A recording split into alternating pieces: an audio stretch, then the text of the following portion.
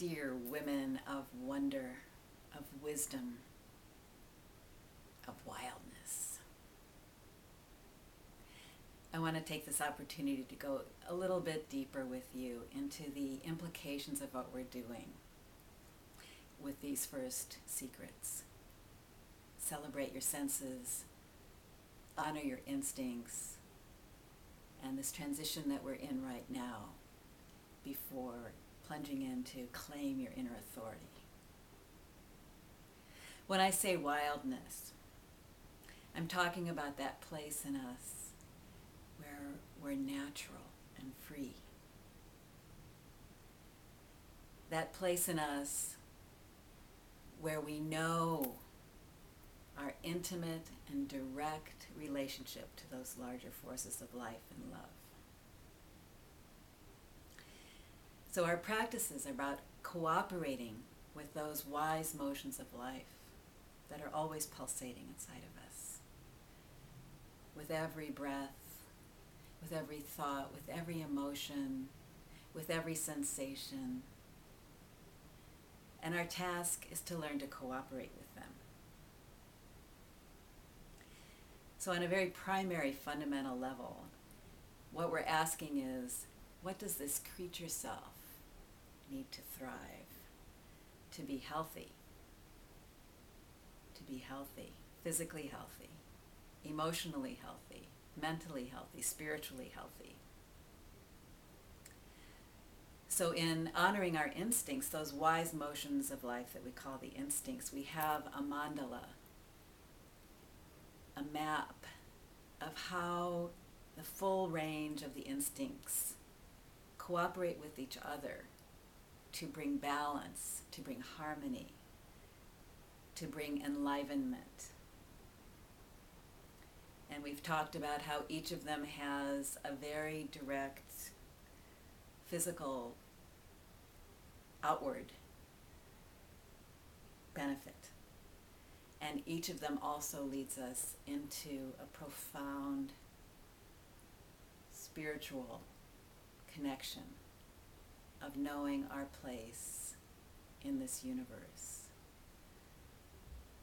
of knowing ourselves as an embodiment of the divine and sacred creativity of life, this universe.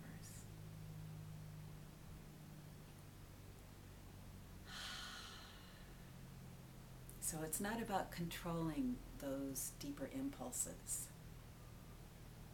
It's about cooperating with. So part of our task here in our conversations are to bring to a consciousness some of the notions that we might have inherited that actually get in the way of that communion. Notions of control, where the realm of the feminine, the body, women, this earth, have been at the effect of certain dominator models. You know what I'm talking about.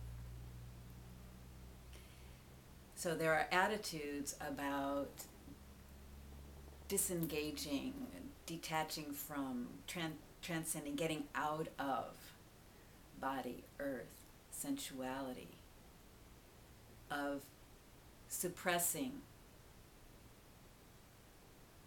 and ultimately depressing some of those deeper life-giving motions and energies. And the way that women have been at the effect of these controlling cultural models, and the way that the earth and the body have been at the effect of some of these attitudes we see. It's what allows us to pollute this earth. It's what allows us to rape and to pillage. It's what allows us to be in that fragmentation from our deeper nature. Whereas in fact, when we enter any of those realms, we discover that they open us to enormous gifts of health, well-being, joy, freedom, and a natural, instinctive, innate intelligence and enlightenment, awakening, liberation.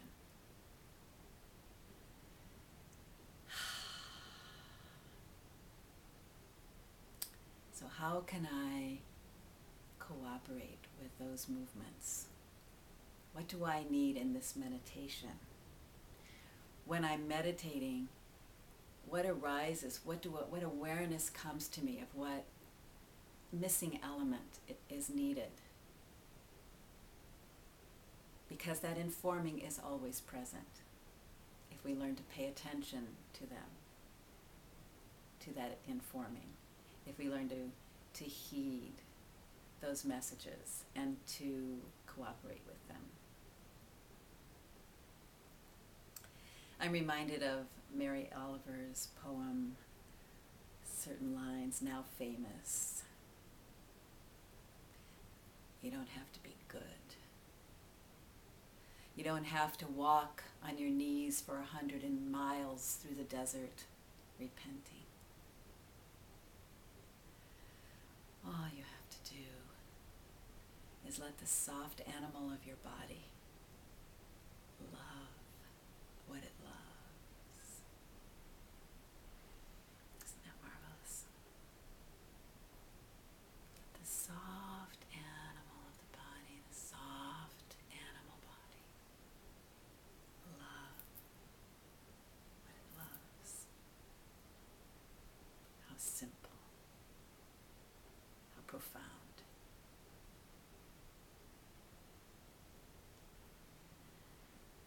So part of the practices that we want to welcome are also the sense of our own flow and our actual movement and awakening more circulation of life force through our bodies, more circulation through our emotional body, more circulation, more freedom, more fluidity in our thoughts. So there are certain complementary suggestions on page 266. It's called Stretch It Out, that I just want to call our attention to right now. And in a separate video clip, I'm going to be demonstrating some of the movement that pertains to where we're at right now, and use this medium as a way of another level of communication with you, to demonstrate some of these possibilities and open the territory of freedom and flow, embodiment, naturalness.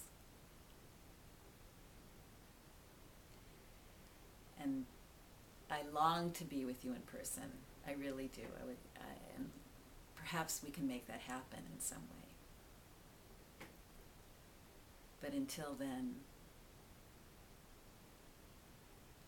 I'm so enjoying being in this communication with you, in this communion with you,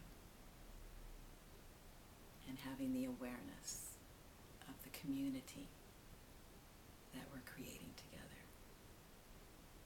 and the liberation, the natural freedom, the awakening that we're